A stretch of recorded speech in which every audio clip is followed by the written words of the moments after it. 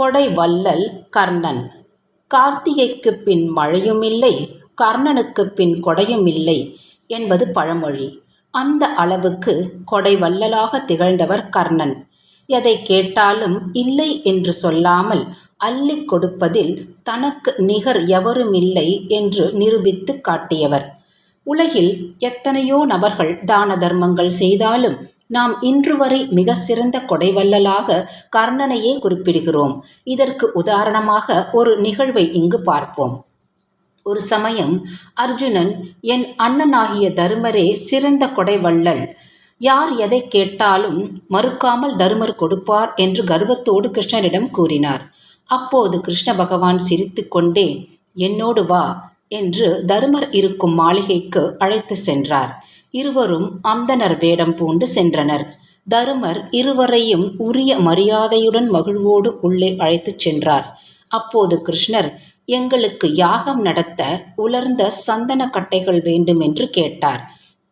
அந்த சமயம் வெளியில் பயங்கரமாக மழை பெய்து கொண்டிருந்தது. இதனால் தருமர், இப்போது என்னால் முடியாது என்று சொல்லி அனுப்பிவிட்டார். அடுத்து கிருஷ்ணர் அர்ஜுனனை அழைத்து கொண்டு கர்ணனுடைய மாளிகைக்குச் சென்றார். கிருஷ்ணர் தருமரிடம் கேட்டவாறே யாகம் நடத்துவதற்கு கொஞ்சம் சந்தனக்கட்டைகள் வேண்டும் என்று கேட்டார். உடனே கர்ணன் உள்ளே சென்று ஒரு கோடாரி எடுத்து மாளிகையில் உள்ள சந்தனக்கட்டைகளால் செய்யப்பட்ட சன்னல் கதவுகளை உடைத்தார். பின்பு அந்த சந்தனக்கட்டைகளை எடுத்து அந்தணர்களாக வந்த அர்ஜுனன் மற்றும் கிருஷ்ணரிடம் கொடுத்தார்.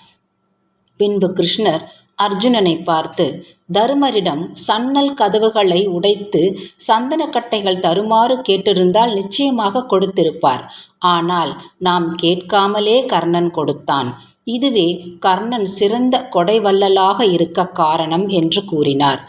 தானம் தர்மங்கள் செய்வதை கடமைக்கு செய்யாமல் மனம் உவந்து செய்ய வேண்டும். கர்ணன் மன விருப்பத்தினால் தானம் செய்வதால்தான் இன்று வரை கொடைவள்ளல் என்றால் கர்ணன் பெயர் நம் நினைவுக்கு வருகிறது.